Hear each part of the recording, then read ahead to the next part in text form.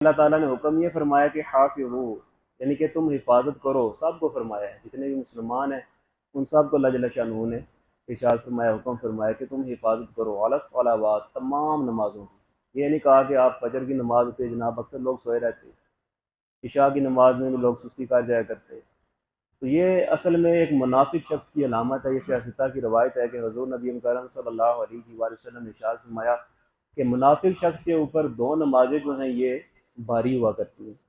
ایک نماز جو ہے وہ فجر کی ہے، اور جو دوسری نماز ہے وہ عشاء کی۔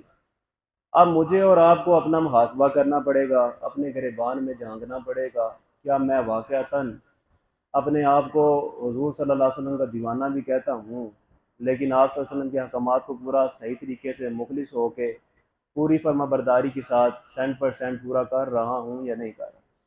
اگر اس میں کمی باقی ہے تو پھر اس کا مطلب یہ ہے کہ ہمیں دور کرنی چاہیے۔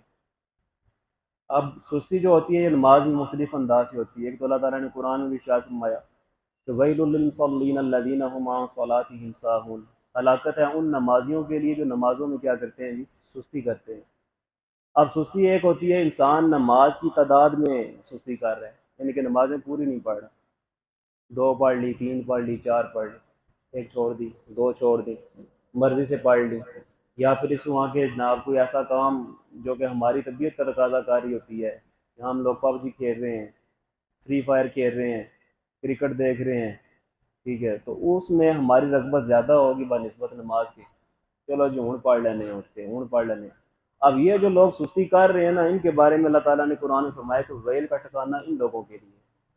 اب خود آپ اندازہ لگا لیں کہ نمازی بھی ہو اور اس کا تعلق جو ہے وہ ویل کے ساتھ ہو، ویل کا ٹھکانہ جہنم کا ہے، نمازی کا جہنم کے ساتھ کوئی تعلق ہونا چاہیے؟ نہیں ہونا چاہیے، لیکن پھر بھی ہے۔ اس اعتبار سے جو بندہ نماز میں سستی کر رہا ہے، نماز میں کاہلی کر رہا ہے، وقت میں نماز جہاں پہ فرض کی گئی ہے اس پہ اس کو ادا نہیں کر رہا ہے، بلکہ اپنی مرضی سے ادا کر رہا ہے، جناب 1 پڑھ لی، 2 پڑھ لی، 4 پڑھ لی، ٹھیک ہے، ان میں وہ سستی کر رہا ہے۔ اب اس حوالے سے ایک حدیث مبارکہ حضور نبی کرم صلی اللہ علیہ وآلہ وسلم نے ارشاد فرمائی ہے، حدیث معراج میں شامل ہے کہ آپ صلی اللہ علیہ وآلہ وسلم جب معراج شریف پہ گئے، پہلے آسمان پہ جب جا کر حضرت آدم علیہ السلام سے آپ کی ملاقات ہوتی ہے، وہاں پہ ملاقات کے بعد آپ بہت سارے عذابات مختلف نوعیت کے لوگوں کو ہوتے ہوئے دیکھ رہے ہوتے ہیں، اور ان کی وجوہات جو ہے وہ ساتھ ساتھ حضرت ابراہیم علیہ السلام سے پوچھتے رہتے ہیں کہ فلاں کو فلاں وجہ سے یہ عذاب ہو رہا ہے۔ تو اسی طرح کچھ لوگ ایسے تھے کہ جن کے سروں کے اوپر فرشتے بہت پتھر لے کے بہت بڑا ان کے سر پہ مارتے تھے، ان کا سر جو عملیہ میٹ ہو جاتا، بالکل چٹ ہو جاتا، وہ دوبارہ پھر پتھر اٹھایا جاتا، سر ان کا بالکل درست ہو جاتا، لیکن ان کو سر ہٹانے کی فرصت نہیں تھی ملتی کہ دوبارہ پھر وہ پتھر مار دیا جاتا، یعنی کہ وہ عذاب جاریہ ان کے اوپر جاری تھا۔ جن لوگوں کے نمازوں میں ابھی ہم دیکھیں دنیا میں موجود ہیں، کسی بل بلیا میں نہیں بیٹھے ہوئے، کسی خیالی پلاؤ کے اندر ہم نہیں بیٹھے ہوئے جناب، صرف سوچ بچار کی دنیا میں کی باتیں ہم سن رہے ہیں، بلکہ اللہ کا شکر ادا کریں آپ کہ الحمدللہ ابھی ہم کیا ہیں زندہ، اور ہمارے پاس موقع موجود ہے۔ تو ہمیں پھر اپنے اندر اگر کمیاں موجود ہیں، ہمارے سار اگر بوجھل ہو جاتے ہیں، پھر ہلکے اس انداز میں ہوں گے جیسے حدیث مبارکہ میں بتایا گیا، اس سے پہلے ہمیں خود اپنی اصلاح کر لینی چاہیے، اپنے آپ کو نماز کا پابند کر لینا چاہیے، اپنے آپ کو اس ویل جو ٹھکانہ باقاعدہ راکھی نمازیوں کے لیے دیا گیا ہے، جو کہ سستی کرنے والے ہیں ان کے لیے رکھا گیا ہے، اس میں سے اپنے آپ کو ہم نے باہر نکالنا ہے، ٹھیک ہے جی۔ تو وہ جب پتھر مارا جاتا ہے تو سار ان کو دوبارہ ہٹانے کی فرصت نہیں تھی ملتی، دوبارہ پھر پتھر مار دیا جاتا، یہ عذاب جاریہ تھا۔ تو جبرائیل امین سے حضرت نبی مکرم صلی اللہ علیہ وآلہ وسلم پوچھتے ہیں کہ آپ بتائیں کہ یہ کون لوگ ہیں جن کے اوپر اس انداز سے عذاب کیا جا رہا ہے؟ تو حضرت جبرائیل امین کہتے ہیں کہ یہ آپ کی امت کے وہ لوگ ہیں جن کے فرض نمازوں کے وقت سر بوجھل ہو جایا کرتے تھے، سر بھاری ہو جایا کرتے تھے۔ اب اپنا اندازہ لگائے ہر بندہ کہ نمازوں میں تعداد کے اعتبار سے کون کون بندہ سستی کر رہے ہیں۔ سستی مختلف نوعیت کی ہوتی ہے، ایک سستی یہ ہوتی ہے کہ ہم وقت کی سستی کر رہے ہوتے ہیں، جیسے میں نے پہلے آپ کو بتایا کہ ابھی ٹال دیتے ہیں وقت کو، ہم ابھی پڑھ لیتے ہیں، 2-4 منٹ بعد پڑھ لیتا ہوں۔ مثال کے طور پہ ہماری جو عادت ہوتی ہے، کچھ بندے ایسے ہوتے ہیں کہ جو نماز پڑھنا چاہتے ہیں لیکن ہوتا کیا ہے کہ انہوں نے الارم بھی لگائے ہوتے ہیں۔ مسئلہ اس بات کے کہ ایک ہمارا نفس ہے، اس کے اوپر ہم نے قابو کرنے کی کوشش کر لی کہ ہم نے کیا کیا جی، الارم لگا لیا، پھر ایک نہیں لایا، 3 4 لائے، ٹھیک ہے، ایک بھی آنکھ نہ کھلی دوسرے بھی کھل جائے گی، تیسرے بھی کھل جائے گی۔ اب اس میں شیطان کا دخل کس قسم کا، یہ بات سمجھنے والی۔ مسلم شریف کی حدیث مبارکہ یہ کہ حضور نبی مکرم صلی اللہ علیہ وآلہ وسلم نے ارشاد فرمایا کہ جب انسان سو جاتا ہے تو شیطان انسان کی گدی میں، کان کے پیچھے 3 گریں لگا دیتا ہے۔ ایک گرہ لگاتا ہے جناب رات بڑی لمبی، یعنی قریب بڑا وقت پہ ہے۔ ایک الارم لگایا ہوا ہے، پتہ چلو دوسرا بھی لایا ہے، ٹھیک ہے، اس کو ہمیں کیا کرنا ہے، بند کر دینا، چلیں جی دوسرے پہ ہم اٹھ جائیں، ٹھیک ہے۔ اسی طرح ہم نے کیا کرنا ہے، دوسرا بند کر دینا۔ کچھ شہزادے ایسے بھی ہوتے ہیں لینے پہ ساری بند کر چھوڑیں، ٹھیک ہے۔ تو یہ جو معاملہ ہے نا، یہ ہم نے اپنے آپ کو دھوکے میں رکھا ہوا ہے، اپنے آپ کو، یہ ایک طرح کی یہ بھی سستی ہے انسان کے اندر آتی ہے، ٹھیک ہے۔ تو اس سستی کو بھی ہم نے دور کرنا ہے۔ کوشش کریں کہ موبائل کو رکھیں ہی آپ دور، یا 2-3 موبائل ہیں تو سب کو استعمال کریں نیکی کے کام میں، ٹھیک ہے، آپ اس کو لے کے آئیں۔ تو اس اعتبار سے یہ ہے کہ آپ اپنا کام جو ہے پکا کر سکتے ہیں نماز کے اعتبار سے، ٹھیک ہے۔ تو ہوتا کیا ہے کہ جب بندہ الارم لگاتا ہے، الارم کو اس لیے لے آئے چونکہ ہمارے معاشرے کے اندر اب یہ جو چیز موجودہ دور کے اعتبار سے نہیں ہے اس کو ہم استعمال کر رہے ہیں۔ پہلے تو الارم نہیں تھے ہوا کرتے نا، پہلے تو چلیں ترتیب بنا جلدی سو گئے، چلو جی ٹائم دو اٹھ جیسا، یہ معاملہ ہوتا تھا، ٹھیک ہے۔ لیکن ابھی ہم الارم استعمال کرتے ہیں۔ اب ہوتا کیا ہے، ہم نے اپنی اصلاح کرنی ہے۔ اگر کسی بندے کے اندر یہ بیماری موجود ہے، سستی کرنے والی، اے اونٹ جانا، اے اونٹ جانا، سردیاں ہوں تو بستر بڑا گرم ہوتا ہے، چھوڑنے کا دل نہیں کرتا، ٹھیک ہے، اور وہ گرم ہو، پھر پانی بھی اوپر سے عذاب نظر آ رہا ہوتا ہے، جناب ٹھنڈا ٹھار پانی، اونٹ کا مقابلہ کون کر سکے، یہ بھی مسئلہ بن جاتا ہے، ٹھیک ہے۔ تو یہ بعض علم داخل ہے کہ لا یکلف اللہ نفسا الا وسعها، اللہ تعالیٰ بندے پر اس کی طاقت وسع سے بڑھ کے بوجھ نہیں ڈالتا۔ آپ کے اندر اللہ جل شانہ نے ہمت رکھی ہوئی ہے، ہمت مردہ مدد خدا، آپ کو تھوڑی سی ہمت کرنی پڑے گی، ٹھیک ہے، اللہ جل شانہ آپ کو انشاءاللہ اسباب پیدا کر دے گا آپ کے لیے آسانی کی، بشرطے کہ آپ کی نیت ٹھیک ہونی چاہیے، آپ نیت کے پکے ہونے چاہیے۔ تھوڑا سا آپ کو مقابلہ کرنا پڑے گا، جتنی اذیت آپ باطن میں محسوس کریں گے اتنا زیادہ آپ کو ثواب ملے گا۔ اب ہوا کیا، اس ضمن میں جب آپ آ جاتے ہیں نا کہ ایک گرہ کھلتی ہے آپ کی اس انداز میں کہ جب آپ اٹھ گئے نماز کے لیے، آپ نے الارم کو جناب بند کیا، خود اٹھ گئے وضو کرنے کے لیے، اس وقت آپ کی ایک گرہ کھل جاتی ہے، سستی کی ایک گرہ کھل جاتی ہے۔ اس کے بعد آپ نے کرنا کیا ہوتا ہے کہ نماز کے لیے وضو کرنا ہوتا ہے، جو کہ نماز کے لیے فرض ہے، ضروری ہے، ٹھیک ہے، جس کے بغیر آپ کی نماز نہیں ہوتی ہے۔ تو جب آپ وضو کر لیتے ہیں پھر کچھ بندے بیٹھ کے سوچنا شروع ہو دیتے ہیں، جناب چلو ہوں وضو کر لینے، ہوں کر لینے، یعنی کہ یہ ہمارے معاشرے کے اندر سستیاں پائی جاتی ہیں، باتیں کرنے والی شاید نہ ہوں لیکن ہیں، ہمارے اندر نقائص موجود ہیں، ٹھیک ہے۔ وہ سطح عمر کی جو سطح میں نے بتایا تھا نا، فرق جو ہے، ٹھیک ہے، وہ اسی اعتبار سے ہے۔ کچھ بندے میچور ہیں، چلیں جی وہ اپنے آپ کو عادی کر لیتے ہیں، بچوں کو عادی کر لیتے ہیں، ٹھیک ہے، لیکن کچھ بندے نہیں بھی ہوتے۔ تو جب بندہ وضو کر لیتا ہے تو وضو کرنے کے بعد کیا ہوتا ہے کہ اس کا جو سلسلہ دوسرا گرہ والا ہوتا ہے وہ بھی کھل جاتا ہے، اور اس کے بعد وہ بندہ کیا کرتا ہے، نماز کے لیے تیار ہو جاتا ہے، نماز پڑھ لیتا ہے تو پھر اس کی ساری گرہیں جو ہیں وہ کھل جاتی ہیں۔ اگر وہ بندہ جو سویا رہے، اٹھے ہی کوئی نہ، 3 گرہیں لگی رہیں گی اس کے اوپر شیطان کی طرف سے۔ پھر یہ بھی مسلم شریف کی حدیث مبارکہ ہے کہ آپ صلی اللہ علیہ وآلہ وسلم نے ارشاد فرمایا کہ جب انسان سوتا ہے تو اس کے کان کے اندر، جو بندہ نماز نہیں پڑھتا اٹھ کے، شیطان پیشاب کر دیتا ہے، یعنی کہ یہ وہ لانتے ہیں جو کہ انڈائریکٹلی انسان کے اندر سرایت کر جاتی ہیں، موجود ہوتی ہیں۔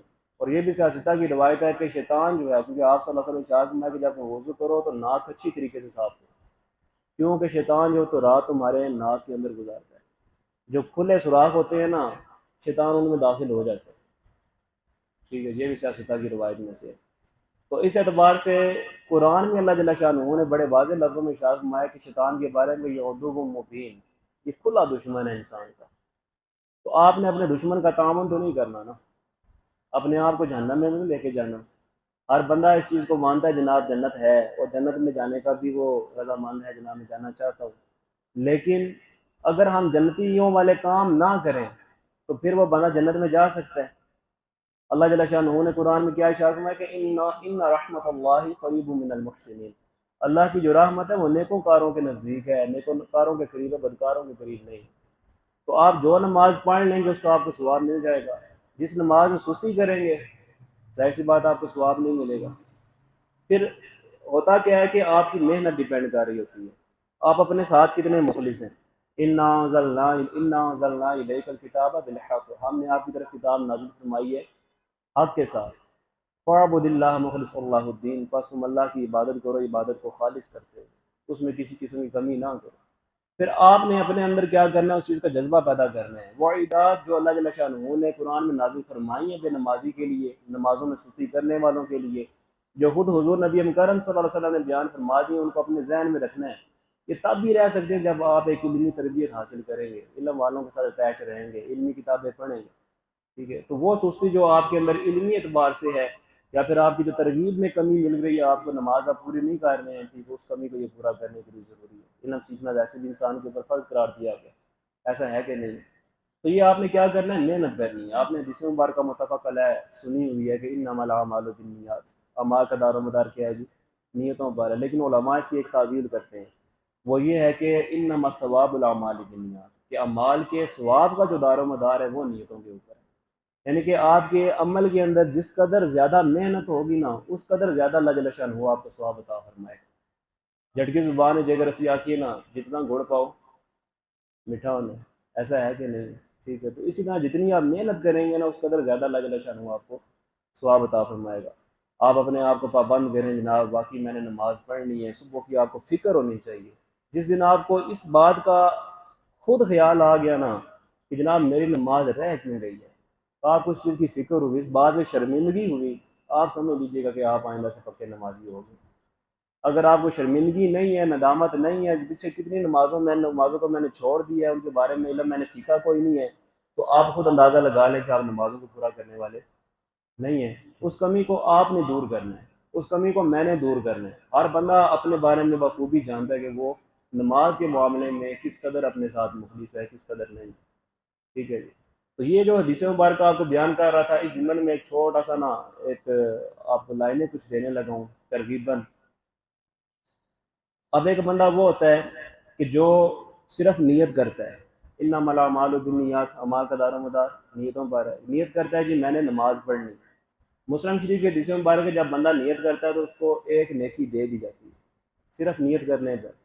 وہ نیکی کرتا ہے تو اس کو 10 نیکیاں، اور ایک روایت مسلم میں لکھا گیا کہ 700 بڑھا کے اس کو نیکی عطا کی جاتی ہے۔ اب ہوتا کیا ہے کہ وہ بندہ وضو کرتا ہے، وضو کرنے کے لیے محنت کرے گا، مثال کے طور پہ سردیاں ہیں، سردیوں میں ٹھنڈا پانی ہوگا، آپ کو ٹھنڈے پانی کا مقابلہ کرنا ہوگا، اس میں بھی ایک اذیت موجود ہوتی ہے، ایک تکلیف موجود ہوتی ہے، ٹھیک ہے۔ اگر آپ اس کو بھی برداشت کریں، اللہ کا نام لے کے جناب وضو شروع کریں، بندہ مرنے نہیں لگا، اگر مرتا ہے، مرنے کا اگر خدشہ ہے نا، پھر آپ تیمم بھی کر سکتے ہیں، نماز پھر بھی معاف ہے، کوئی نہیں۔ آپ وضو کریں اچھے طریقے سے، وضو کرنے سے کیا ہوگا، آپ کے جسم کے جو گناہ ہوں گے وہ بھی اللہ تعالیٰ شان کو صغیرہ معاف فرما دے گا۔ یہ مشکوٰۃ شریف کے حدیث مبارک ہے، یہ بھی فائدہ ہے کہ نہیں؟ اب اس میں آپ نے کیا کیا، محنت کی، اس نیکی والے کام کو کیا تو آپ کو 700 گنا بڑھا کے ثواب بھی دیا جائے۔ پھر بندہ کیا کرتا ہے کہ نماز پڑھنے کے لیے جاتا ہے، نماز کی نیت کرتا ہے، اس وقت بھی اس کو نیکی ملے گی۔ دیکھیں عمل میں اضافہ ہو رہا ہے، ساتھ ساتھ ثواب میں بھی اضافہ ہو رہا ہے، کمی تو کوئی نہیں نہ ہو رہی، ٹھیک ہے۔ کل قیامت والے دن انسان ایک ایک نیکی کے لیے ترس رہا ہوگا، ایک ایک نیکی کے لیے ہو سکتا ہے کہ ایک نیکی کی وجہ سے کوئی بندہ رہ جائے جہنم میں چلا جائے۔ اور اللہ جل شانہ نے قرآن میں کیا ارشاد فرمایا کہ فَمَن يَعْمَلْ مِثْقَالَ ذَرَّةٍ خَيْرًا يَرَهُ وَمَن يَعْمَلْ مِثْقَالَ ذَرَّةٍ شَرًّا يَرَهُ۔ اگر تم ذرا برابر نیکی کرو گے اس کی بھی تمہیں جزا دی جائے گی، ذرا برابر برائی کرو گے تو اس کا بھی تمہیں بدلہ دیا جائے گا۔ یعنی قیامت کا قیام ہے اسی لیے کہ جو اگر بندہ اپنے اوپر ظلم کر رہا ہے یا کسی کے ساتھ ظلم کر رہا ہے، ظلم مختلف انداز سے ہوتے ہیں، یہ نیکی کے کام نہ کرنا، اللہ کے حکم کی بجاوری نہ لے کے آنا، یہ انسان اپنے اوپر ظلم کر رہا ہوتا ہے۔ کسی کے حقوق نہ پورے کرنا، یہ اس کے اوپر انسان ظلم کر رہا ہوتا ہے۔ تو ان تمام چیزوں کی اللہ جل شانہ کی بارگاہ میں کیا ہونی ہے، پوچھ ہونی ہے، اللہ تعالیٰ نے ان کا جزا سزا جو ہے وہ دینی ہے۔ تو پھر وہ بندہ کرتا کیا ہے کہ وہ اپنے گھر میں سے نکلتا ہے تو سنت طریقے کے مطابق جب نکلے گا، ظاہر سی بات ہے کہ اس کو وہ ثواب ملے گا۔ گھر کی جگہ باہر کی جگہ سے زیادہ صاف ہوتی ہے افضل مفضول کے اعتبار سے، تو وہ بندہ کیا کرے گا، اپنا الٹا پاؤں باہر رکھے گا پہلے، تو باہر نکلنے کی دعا پڑھ لے گا، عمل میں اضافہ ہو رہا ہے، ثواب میں اضافہ ہوگا۔ راستے میں جا رہا ہے، اگر کوئی سائل اس کو مل گیا، اپنی استطاعت کے مطابق اس کے سائل کے سوال کو پورا کر دے، ٹھیک ہے۔ پڑھنی تو اس نے صرف نماز ہی تھی، اگر کسی نے سلام کر دیا، سلام کا بہترین طریقے سے جواب دے دے، پڑھنی تو صرف اس نے نماز ہی تھی، لیکن ثواب میں اضافہ ہو رہا ہے۔ اسی طرح انسان اپنی نظروں کی حفاظت کرے، اس میں یہ بھی ایک چیز آ جاتی ہے، کیونکہ ہمارا معاشرہ جو ہے آج کے دور بہت ہی پرفتن دور جا رہا ہے۔ اس میں آپ نے اپنی نظروں کی، قرآن میں بھی اللہ تعالیٰ نے فرمایا کہ اپنی نظروں کی حفاظت کرو، اپنی شرمگاہوں کی حفاظت کرو۔ نظر جو ہے نا، یہ شیطان کے تیروں میں سے ایک تیر ہے۔ ہوتا کیا ہے کہ نظر آپ کسی چیز کی طرف لے کے جائیں گے تو آپ کے ذہن میں اس کے خیالات گھومنا شروع ہو جائیں گے، پلاننگ بننا شروع ہو جائے گی۔ اس کا فیصلہ پھر یہ ہوتا ہے کہ آپ کی جو شرمگاہ ہے وہ کر دیتی ہے۔ یہ مشکوٰۃ شریف کے حدیث ہے۔ تو ہوتا کیا ہے کہ جب آپ جا رہے ہوتے ہیں رستے میں، تو کچھ لوگ ایسے بھی ہوتے ہیں جو رستے میں بیٹھے ہوتے ہیں، ضمن نکاس دینے لگا ہوں۔ کچھ لوگ رستے میں کیا ہوتے ہیں، بیٹھے ہوتے ہیں، جبکہ رستہ بیٹھنے کے لیے تو نہیں ہے۔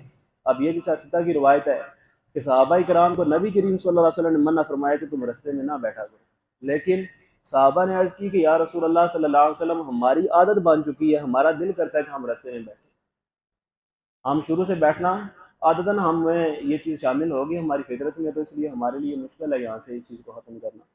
تو حضور نبی مکرم صلی اللہ علیہ وسلم ارشاد فرمایا کہ پھر رستے کے جو حقوق ہے وہ پورے کرو، یعنی کہ اپنی نظروں کی حفاظت کرو۔ اگر کوئی سائل آ جاتا ہے تو اس کے سوال کو پورا کرو۔ اسی طرح اگر رستے میں بیٹھے ہوئے تو اگر کسی کی تنگی کا باعث بنے تو وہ تنگی تمہاری وجہ سے نہیں ہونی چاہیے۔ اگر تو یہ آپ حقوق پورے کر سکتے ہیں تو پھر تو ٹھیک ہے، لیکن آج کے دور میں بندے اس حق کے لیے تو بیٹھے ہی نہیں ہوتے، ذہن میں ہوتی نہیں ہے باتیں۔ کم سے کم یہ ہے کہ انسان اپنے آپ کو محفوظ رکھ سکتا ہے اس انداز سے کہ رستے میں آپ جائیں، بس وہ کیا کہتے ہیں نا، ہم مولویوں کے لیے ملا کی دوڑ مسجد تک، بس مسجدوں کا حال کروں مسجد، اس سے زیادہ نہیں ہونی چاہیے۔ نظر کی حفاظت آج کے پرفتن دور میں زیادہ ضروری ہے۔ تو پھر کرتے ہیں کیا ہے کہ آپ جب چلے جاتے ہیں مسجد کے اندر داخل ہوتے ہیں تو پھر مسجد کی جگہ جو ہے وہ باہر کی جگہ سے زیادہ پاک ہے، زیادہ افضل ہے۔ تو آپ نے کیا کرنا ہے، اندر سیدھا پاؤں اندر داخل کرنا ہے۔ جب سیدھا پاؤں اندر داخل کریں گے، ظاہر سی بات ہے سنت کے اوپر عمل کریں گے، پھر آپ نے دعا بھی پڑھنی ہے۔ دعا پڑھیں گے تو عمل میں اضافہ ہو رہا ہے، نیکی میں اضافہ ہوگا۔ آپ کا جو گیٹ اپ ہے سارا اگر سنت طریقے کے مطابق ہوگا، آپ نے پینٹ شرٹ مثال کے طور پہ چلے پہنیں گے، نماز تو ہو جائے گی، لیکن ایک ہوتا ہے فتویٰ، ایک ہوتا ہے تقویٰ، اس میں فرق ہوتا ہے۔ فتویٰ تو یہ ہے جی ٹھیک ہے ہو جائے گی، مکروہ تنزیہی ہے، اسلام اسے نقصان کرتا ہے، لیکن بندہ گناہ گار نہیں ہوتا، نماز میں فرق نہیں پڑتا۔ لیکن اگر آپ واقعی سنت لباس پہن کے جائیں گے، اللہ کی بارگاہ میں جب آپ حاضر ہونے لگے، اللہ کے مطابق جائیں گے، تو بتائیں اللہ خوش ہوگا کہ نہیں ہوگا؟ آپ نے اللہ کی رضا کی خاطر پڑھنی ہے نا۔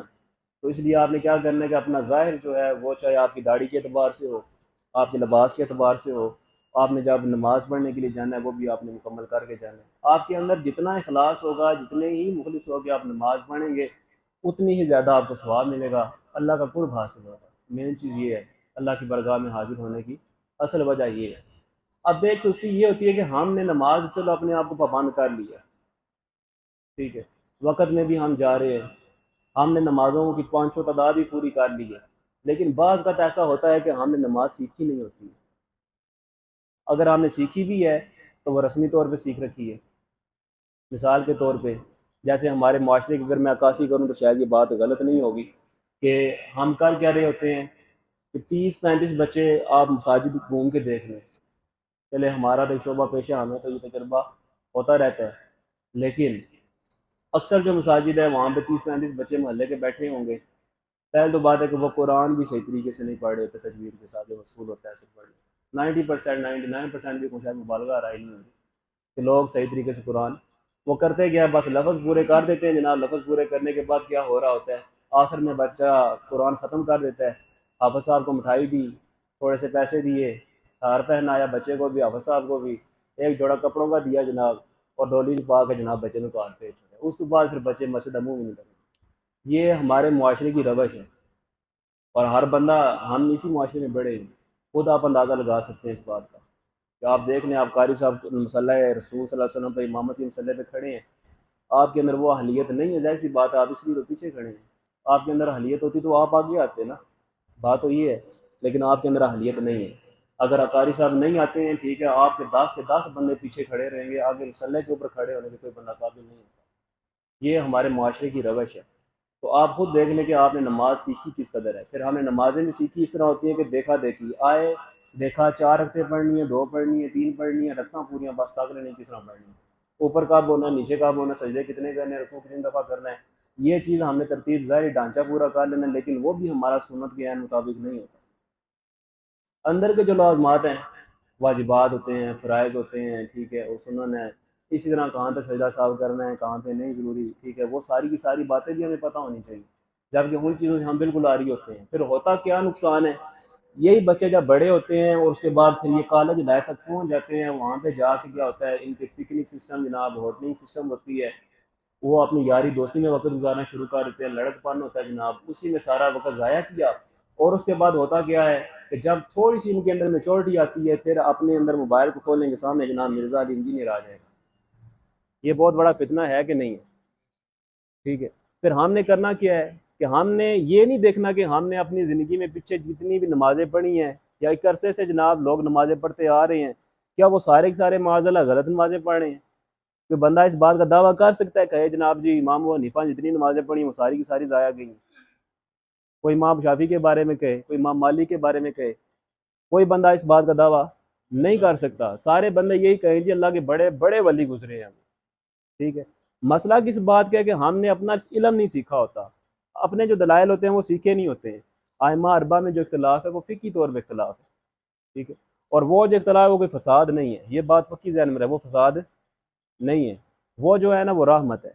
اور یہ سیاستہ کی روایت ابن ماجہ میں بلکہ لکھی ہوئی ہے کہ آپ صلی اللہ علیہ وسلم ارشاد فرمایا کہ جب مفتی فتویٰ دیتا ہے، اگر وہ غلط فتویٰ دے نا تب بھی اس کو ایک ثواب ملتا ہے، اگر وہ صحیح فتویٰ دیتا ہے اس کو ڈبل ثواب ملتا ہے۔ یعنی کہ گناہ پھر بھی بعض کا ایسا ہوتا ہے کہ ایک مسئلہ آیا ہے، ٹھیک ہے، اس کے بارے میں حدیث مبارکہ تھی، لیکن امام یا پھر جو فقہ کا امام ہے، ٹھیک ہے، اس کے نظر سے وہ حدیث مبارکہ نہیں گزری ہوتی، وہ بندہ اپنی رائے سے اپنی عقل سے اجتہاد کر کے مسائل اخذ کر دیتا ہے۔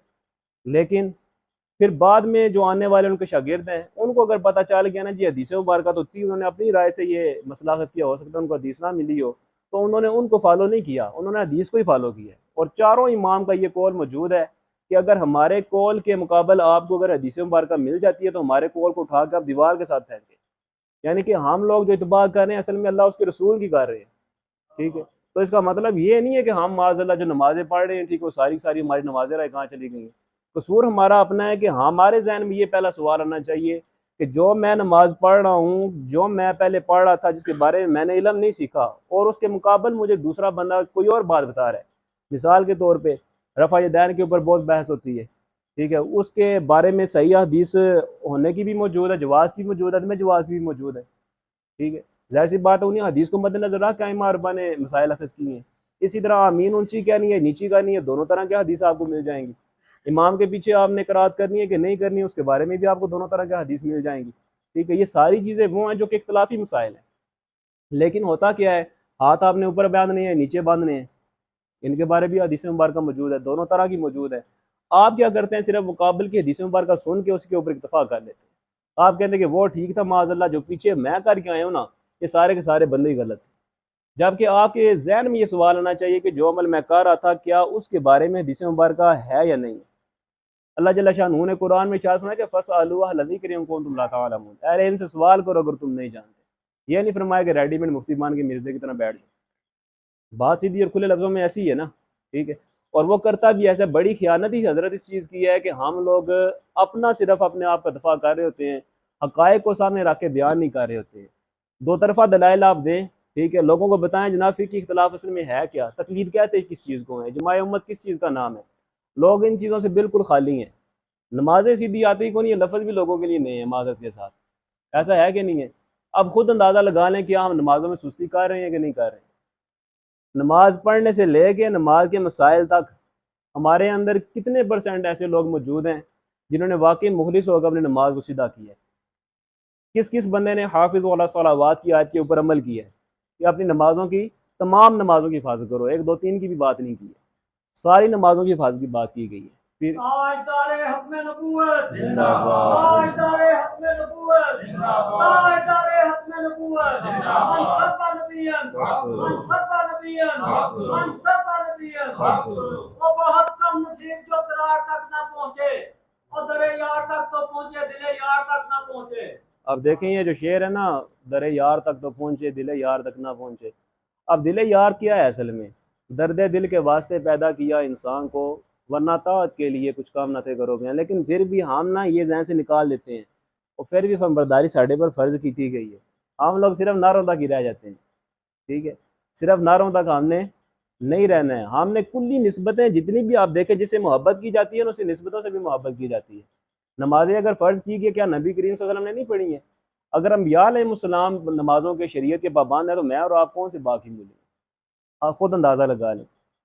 آپ مجھے بتائیں کوئی بندہ بھی جناب رات کو سویا اپنے بستر کے اوپر, نماز اس کی شاہ کی نماز اس نے نہیں ادا کی ہے, اور ہو یوں کہ جناب اگلا وہ بندہ سستی کر کے نماز میں چلیں جی سو گیا ہے, صبح اس کی قبر میں جا کے آنکھ کھلتی ہے, اس کا کون ذمہ دار ہے؟ نماز اس کی ضائع گئی کہ نہیں گئی؟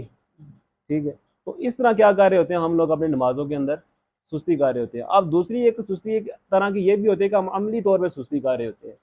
عملی کیسے ہے؟ ان الصلاۃ تنہی عن الفحشاء والمنکر, نماز بے حیائی اور برے کاموں سے روکتی ہے.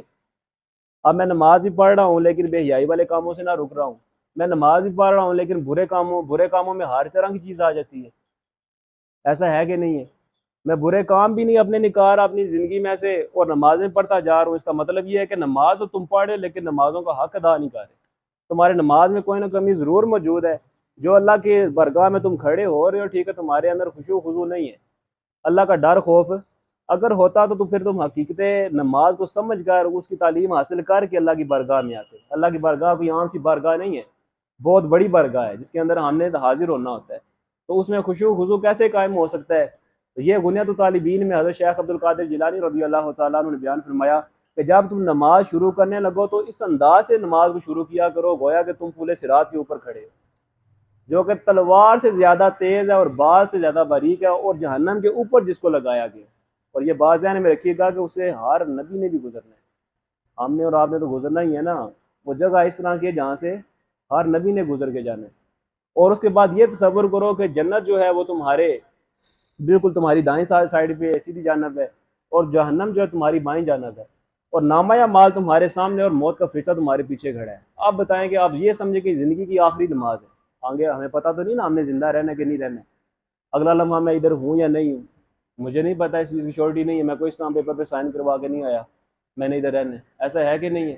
ٹھیک ہے, ہر بندے کو پتہ ہے کہ کل نفس ذائقۃ الموت, ہر بندے نے مرنا ہے, ہر نفس نے مرنا ہے. جتنے بھی ذی روح ہیں ان سب کی روح نکالی جائے گی. لیکن یہ بات ذہن میں رکھ لیں کہ ہم نے نمازوں کے اندر سستی نہیں کرنی ہے. کل قیامت والے دن باخدا پہلا سوال ہی نماز کے بارے میں ہوگا. اگر ہم نمازوں میں سستی کر رہے ہیں تو اس کا مطلب یہ ہے کہ آپ کا ہو سکتا ہے کہ اگر نماز آپ کی پوری نکل آئے تو باقی سوال جواب آپ سے نہ ہو.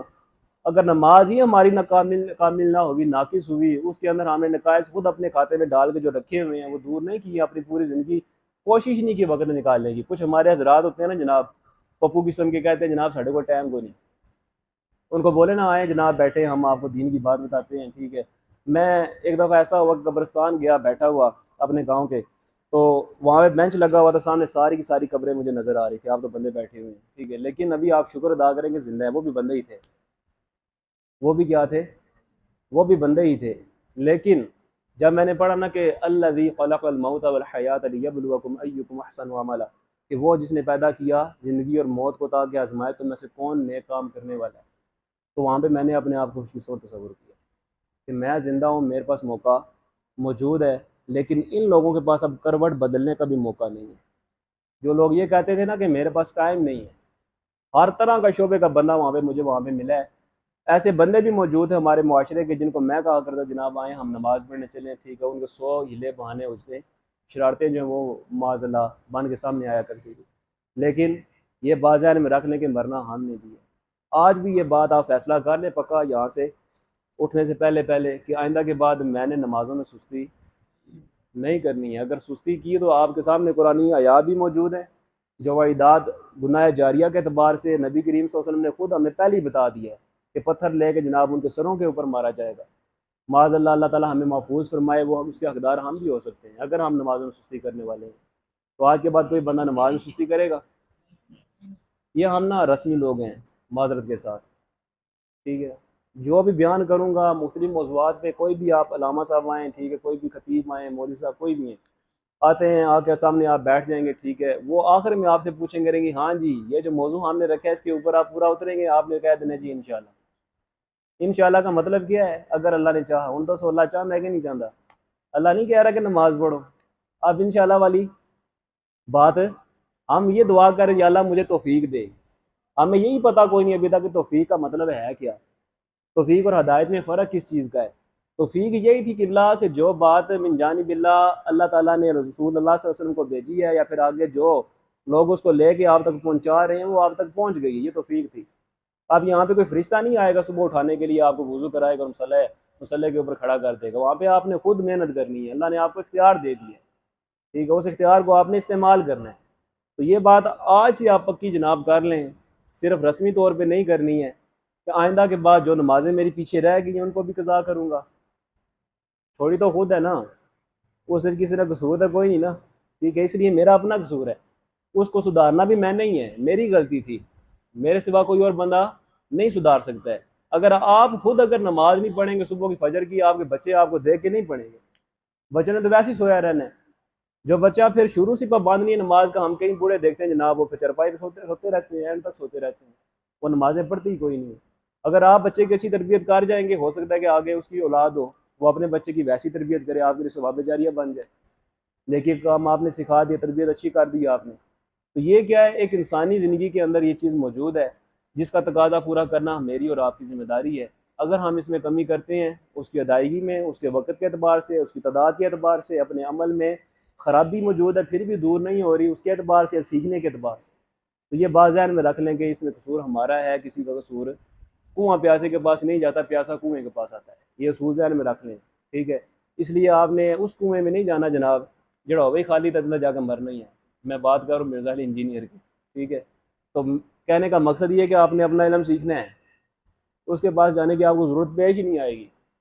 آپ کے ذہن میں جب بھی یہ بات آئے کہ فلاں بندے نے حدیث سنائی ہے، ضرور اپنی جگہ پہ ٹھیک ہو سکتا ہے وہ بندہ، لیکن اپنی جگہ پہ ٹھیک ہے، آپ کے پاس بھی دلائل ہوتے ہیں، صرف آپ نے سیکھے نہیں ہوتے، آپ کے اوپر علم سیکھنا فرض ہے۔